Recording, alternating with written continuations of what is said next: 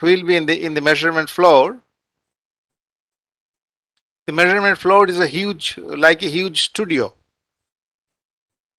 So lots of attachments and a very big floor, and there you need to take these measurements. So it is their language, there are different cards. So try to understand the two cards. One is E plane, another is H plane.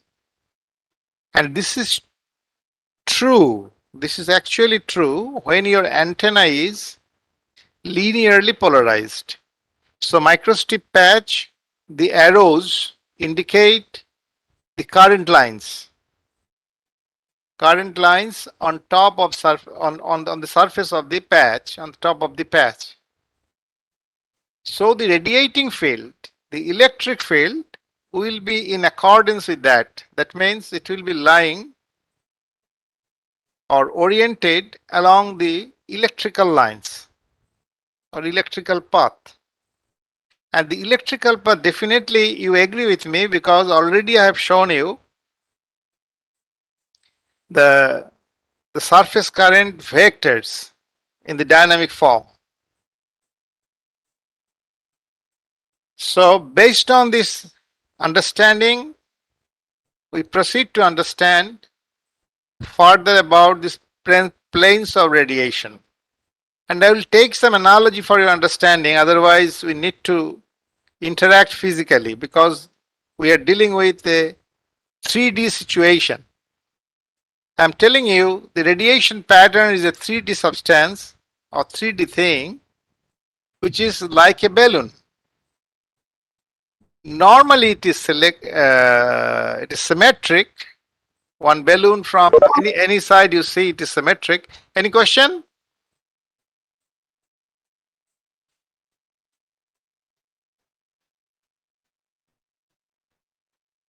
Sir, I guess someone joined, that's why. That's not a problem. Okay.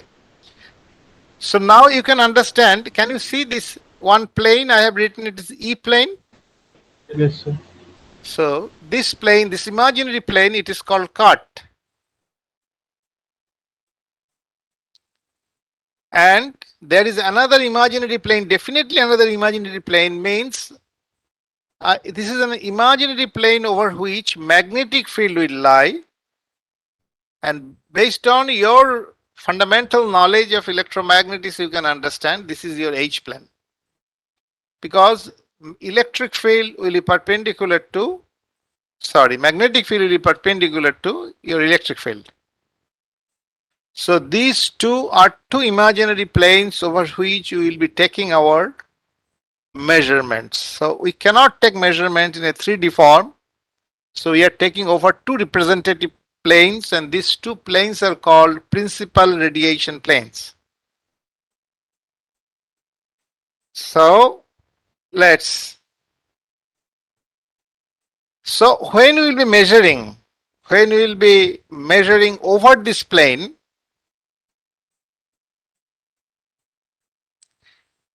it is an imaginary sheet. So my sensor will move over this plane. I'll be narrating in more detail soon. So then we call it we call it irradiation plane measurement. And when I am taking my measurement across H radiation plane or H plane, we call it H plane measurement. Now we are going to further or finer divisions of measurement. Now I am coming to the real scenario of measurement, because I am going to take measurement from a particular from this patch or patch center. I am going to take the measurement at a particular distance. And the distance will be maintained uniformly when I am measuring over either plane. That means either E plane or H plane. How? Okay, I'll be explaining that later. First we see this one. How do you obtain patterns? The question is, how do you obtain this pattern? Okay, so actually I'm going to describe the thing like this. And can you identify the sketch of the same person? When you are asked to draw the sketch of a person, either you draw like this or you draw like this. Do you agree with me or not? Yes, sir. Yes, sir. That means either we look it from front or from side. So this is two-dimensional representation of a person from two different cuts. It is identical to E plane and H plane. So from which cut you are looking to? Well, so when I am taking my measurement, I have to have one receiving antenna. I call it a sensor. The receiving antenna, because the antenna under test is here and receiving antenna is lying over here. So the distance of the receiving antenna or the distance of the sensor will be uniformly maintained over the entire plane, uniform. That means if it is R from here, so it will be R from here. So it is a kind of arc of a circle with radius R. I have a question to you. If I consider it is the polarization, this is the direction of electric field of the sensor. The sensor is an antenna. So the antenna is linearly polarized antenna, and definitely it has its own characteristics. Suppose it is a small horn. The horn has its own electric field and magnetic field vector. So if the electric field vector is aligned to this direction, then it is aligned to E plane or H plane. The sensor is aligned to E plane or H plane. Please answer to this question. Please answer to this question. If this arrow represents the electric field vector or the basic polarization of the sensor or the sensing antenna, then how can I define it?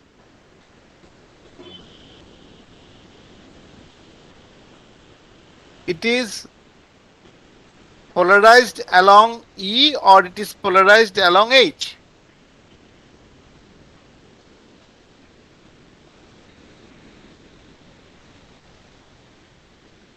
Sir,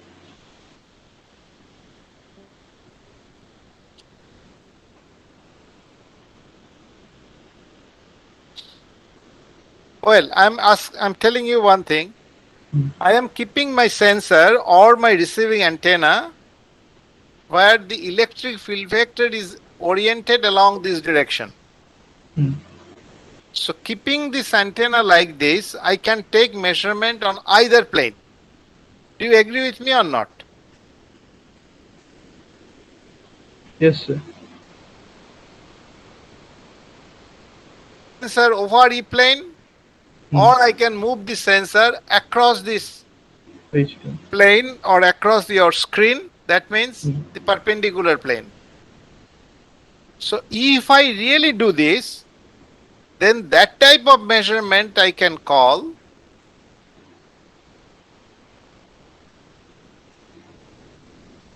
copolarized pattern. Okay. Hmm. So it depends on the polarization of my sensor, because the basic polarization of my sensor is primarily aligned to the polarization of the antenna or antenna under test.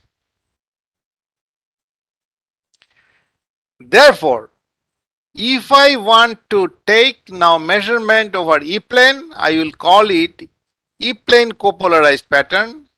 Or if I take the measurement over H plane, I will call it H plane copolarized pattern. Done? Yes, sir. Are you okay? Yes, sir. Yes, sir. Good. Yes, sir. Now I am turning my sensor towards just 90 degree. So the sensor is no more copolarized. The sensor is now oriented 90 degree. That means it is oriented orthogonally. Why? To sense any signal coming out which is polarized to, which is orthogonally polarized to the primary radiation. That means my intention is to find out some signal which is not expected. My expected signal is always polarized along its original orientation. So any signal present orthogonal to this, they are not going to help you, rather they are going to create nuisance. So those signals are called cross-polarized signal. That is, they are polarized with 90 degree and cross-polarized. So to have some estimate of this cross-polarized signal, the sensor has to be oriented 90 degree. And then again, we need to take measurement over E plane and over H plane. And then we call it cross-polarized pattern and cross-polarized pattern.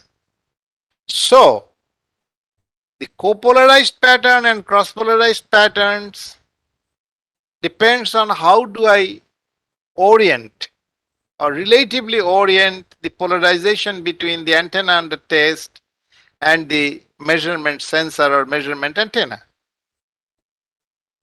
And in which plane I am taking the measurement,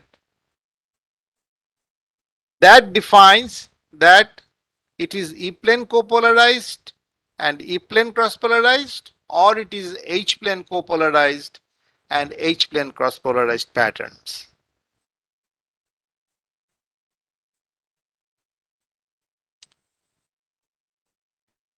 You look at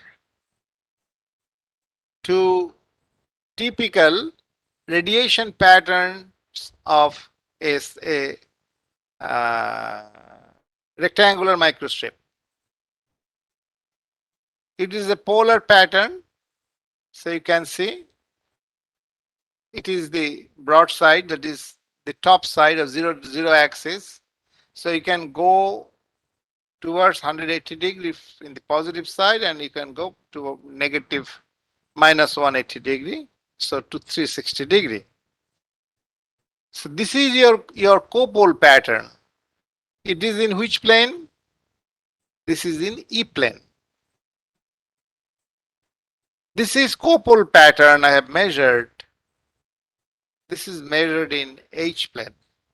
Okay. So now I just rotate the sensor and I am taking same measurement over E plane. You see, the field is very weak. That means the sensor, it says the field is very weak compared to this. But this is not true when you measure something over the H plane. You look at this, the H plane cross polarization is too dangerous. That means over the orthogonal plane, they are different. They are different, that's true, but we need to note or need to remember few things very carefully or seriously. I'm coming to this point. So I'm representing the same data. It is in the polar chart and this is in the Cartesian coordinate. You see, 0 to 180 degree, 0 to minus 180 degree, and in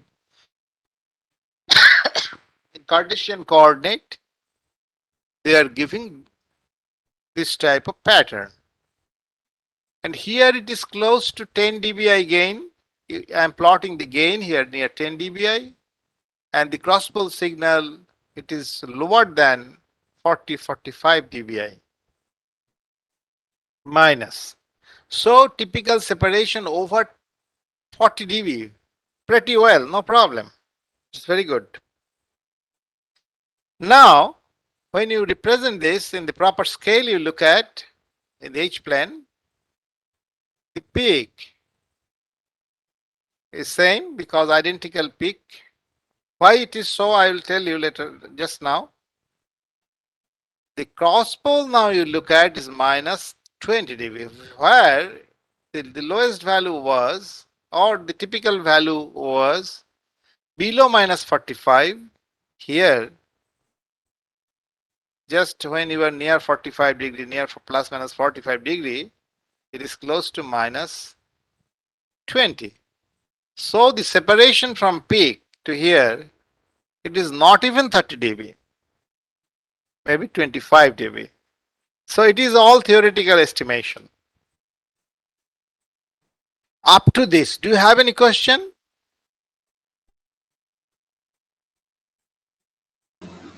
No, sir. Okay. Now I try to remind you one important thing.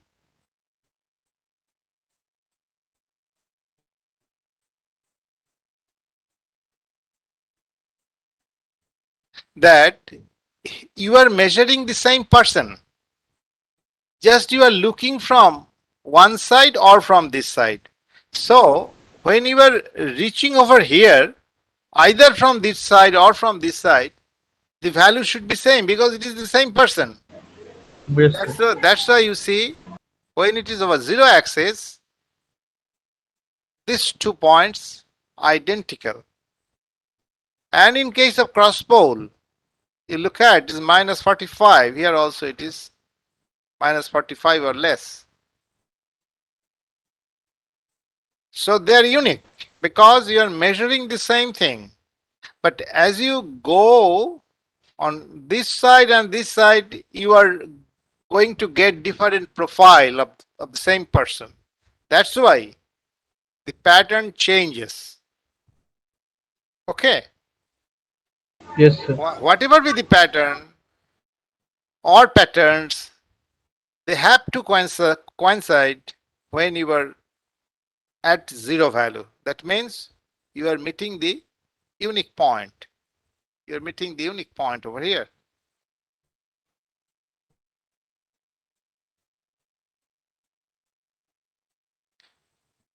Yes. So either you go by this side or you go by this side. Ultimately, at a unique point, they have to be identical or same.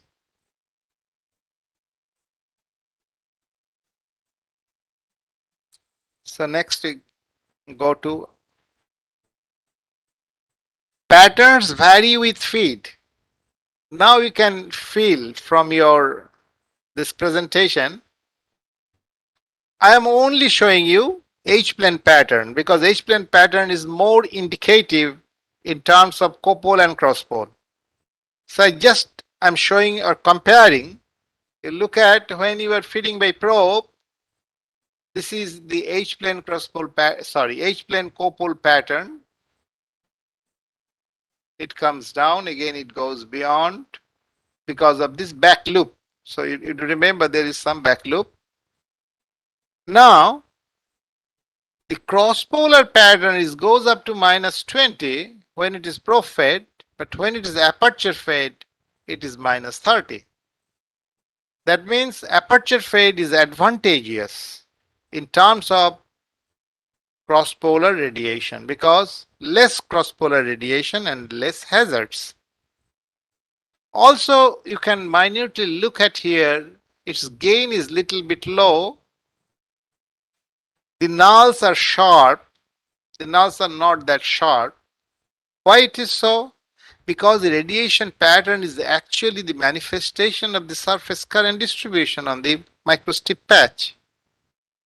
So, the nature of feeding is controlling the nature of current distribution on the plate or on the patch. So nature of feeding, the nature of this mechanism, they are going to control little bit or minor change on the, or in the finer form, there is some change on the current distribution, and that is manifested in terms of their copolar pattern, but not cross-polar pattern, because the reason for cross-pole is different. I will see if I can discuss this thing with you.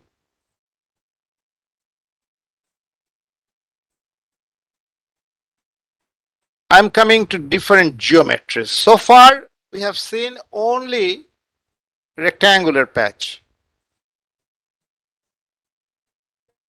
Anyone may be curious, but an engineer should know that instead of rectangular patch, I can use the common geometries which we know very commonly. We use one circle, triangle, and ellipse. Fine, you can note it. Microstrip is actually very popular and widely used for several reasons. So one of these, its dimensional parameter is unique, that is only radius. So from design perspective, it is very simple, and from the performance wise, you can look at comparable with rectangular patch in terms of bandwidth and radiation, etc. Optimization easy, less number of degree of freedom. That means there is no L and W. There is no corner sharp, sharp corners. Moreover, it is ideal for both linearly polarized and circularly polarized.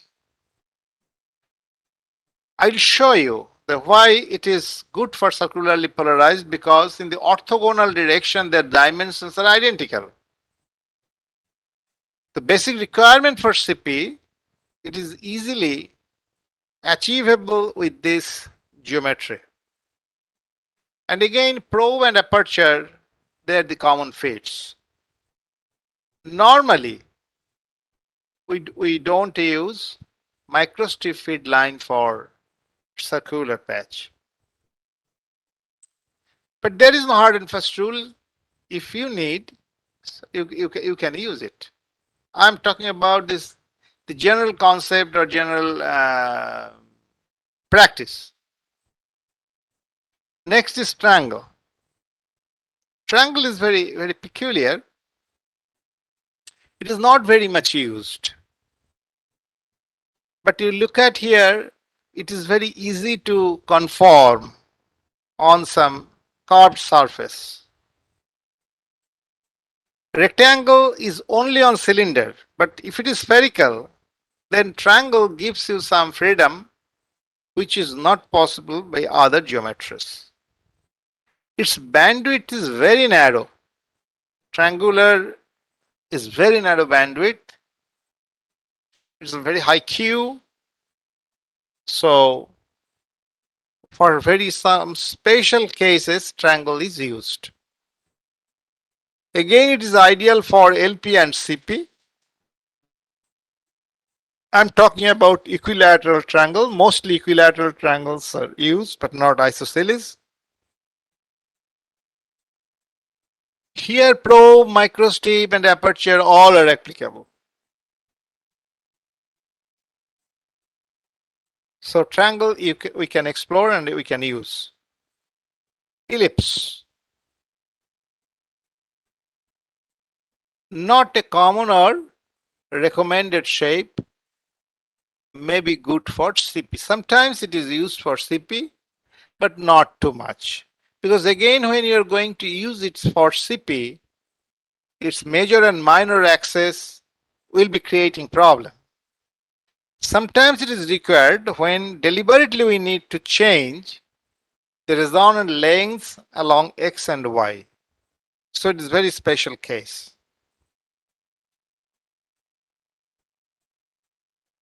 So if you're asked to use microstrip for very normal communication purpose, anyone would recommend you rectangular with aspect ratio 1.5, 1.6, or circular.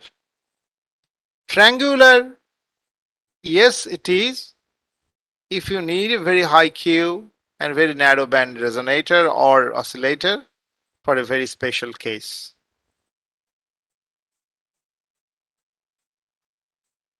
So circular is the main competitor, the second, the immediate after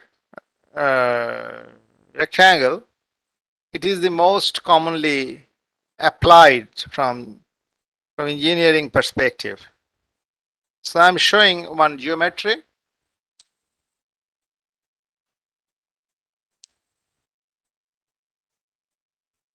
It is twice R.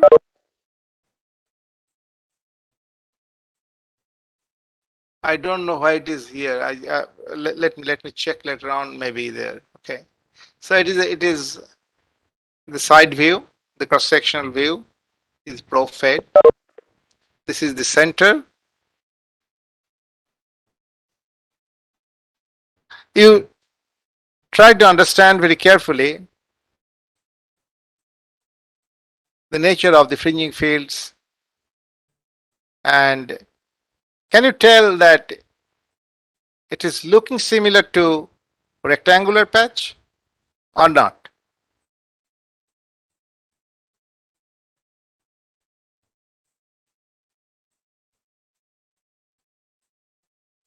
Yes or no? Yes, sir. Yes, sir. So are you very confident that they look identical? You are right. You are right. They are identical. Then what's the difference between rectangle and circle? Definitely there are some differences. I'm coming soon. Now you look at the surface current. They're similar. Only due to the geometry they are reshaped, but they're similar. Can you tell what do you mean by this?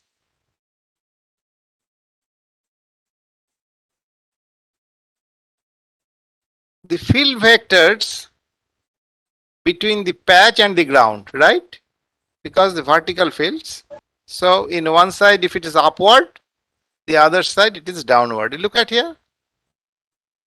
Yes, sir. So I'm showing the current, I'm showing the field distributions, electric field distributions. So there is nothing very complicated thing, it is very simple.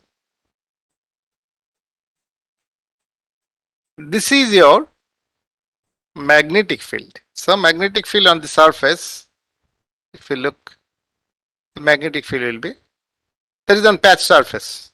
The magnetic field will be looking like this.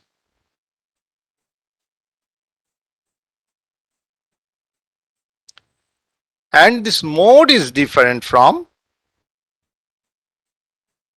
the mode is different from rectangular mode. Because in rectangle, you can have 1, 0 or 0, 1 mode. In TM, that is here also TM, the same mode, TM.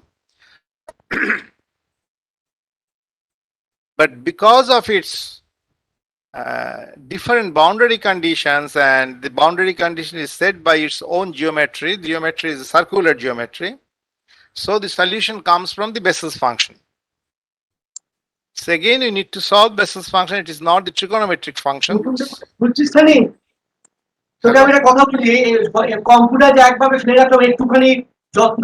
যত্ন না পিঁপড়ে পিঁপড়ে ঢোকাতে আমি কি করে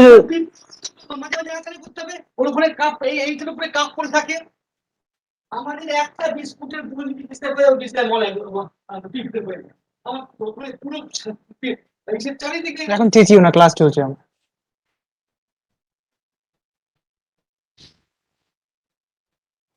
কে আবার রেগে গেল?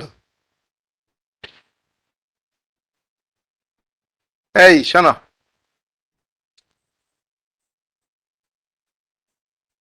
স্যার আমার পুরো ল্যাপটপে পিঁপড়ে ঢুকে গিয়ে শর্ট হয়ে গেছে, কিছু চলছে না। হ্যাঁ, ল্যাপটপে খুব সাবধান, কিন্তু এটা আমি আমার বাড়িতে দেখেছি, ল্যাপটপের মধ্যে পিঁপড়ে ঢুকছে।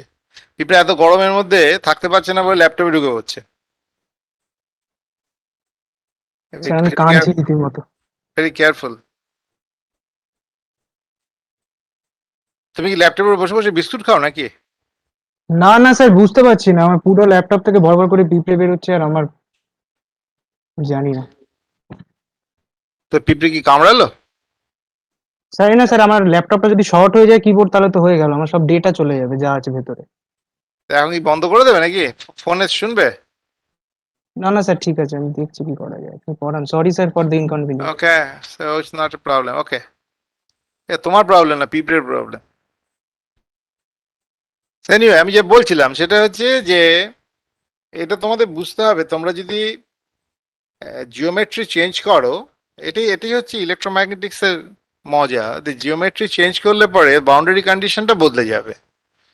So the electromagnetic field will try to be accommodated within its own boundary condition. So when you change the boundary condition,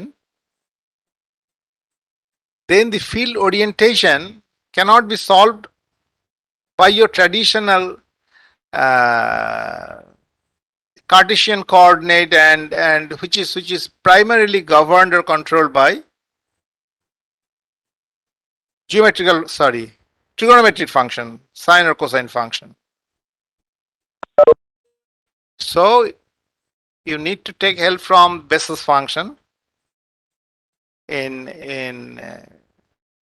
It is a kind of cylindrical or circular cross section, a cylindrical coordinate, and thus the solution is identical what you do in a circular waveguide. So its mode is TM11 mode. And if you try to determine the resonant frequency, then definitely your resonant frequency cannot be characterized as it is in your rectangle. রেক্ট্যাঙ্গেলটা অনেক সহজ, আমি পড়িয়ে দিয়েছি। এখানের জন্য আমি মনে হয় আমার এটা নেই করা।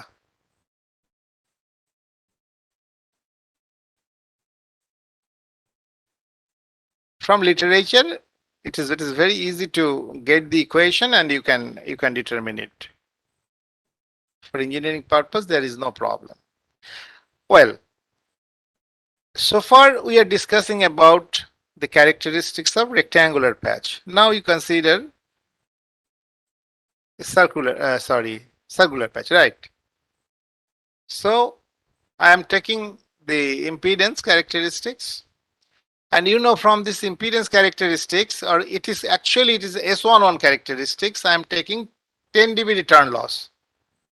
So 10 dB return loss means this 10 dB and this 10 dB, they are actually corresponding to VSWR 2. Just I am trying to tell you, আমার অন্যান্য স্টুডেন্টরা কি বলছে, তারা কি আছে উপস্থিত না চলে গেছে? সোহম সৃজা এরা সব আছে? হ্যাঁ স্যার আছে। আছো? অসুবিধা হচ্ছে, ভালো লাগছে না বিরক্ত লাগছে? সত্যি কথা বলো, সত্যি কথা বলো। ভালো লাগছে, মুন্ডু লাগছে, ভালো। আচ্ছা, এটা হচ্ছে স্মিথ চার্টের সেন্টার। আর স্মিথ চার্টের চারদিকে আমি যদি একটা সার্কেল লিখে দিই VSWR 2 সার্কেল, তাহলে সার্কেলটা এরকম হবে। And এই যে S11, if there is the S11, if it is represented in the impedance locus, then it will be looking like this. আমি এরকম আঁকলাম। So it is just the different forms of representation, আর কিচ্ছু নয়। You are representing in the form of S11, and here I am representing in the form of Z, impedance locus. If তাই হয়, then this minus 10 represent this point, and this minus 10 represent this point. And this is the best match location. This is the best match location point. So you can correlate this two. So my bandwidth starts from here to here. এইখান থেকে bandwidth শুরু হচ্ছে, ব্যান্ডউইথটা এখানে গিয়ে শেষ হচ্ছে। ওকে, so once it is disconnected, I'll send you immediately another link. So Yes, if we take this two frequencies, f1 minus f2, so I have taken these two frequencies. This is the central frequency. So the bandwidth shows 4% bandwidth.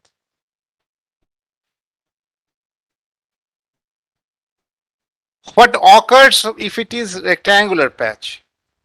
If it is rectangular patch, its bandwidth is almost half. It is nearly 2%.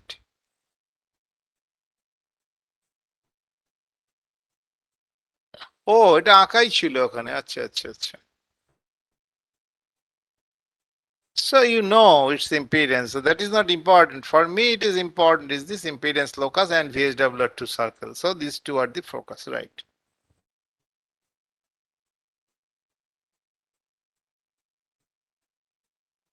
So E-plane and H-plane patterns, in case of circular patch, you look at here, it is quite different from here. Cross pole is very high. Can you see its cross pole is very high? yes, sir. In rectangle, Yes, sir. it was around minus 40. So cross pole is very high. Here cross pole is, it is bit asymmetric. Normally it is not asymmetric. কিছু একটা কারণে এটা হয়ে গেছে asymmetric. So but in both sides they're very high. It is 20. Here the peak is 20. So from cross pole perspective, circle is not a good candidate.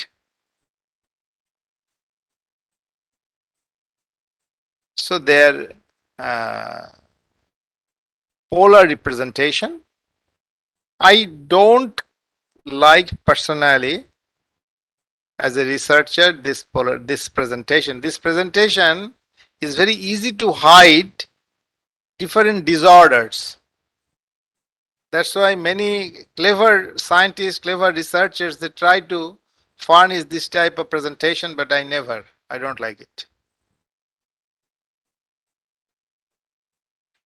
Well, we are coming to a triangular patch. The triangular patch on the same substrate and substrate thickness.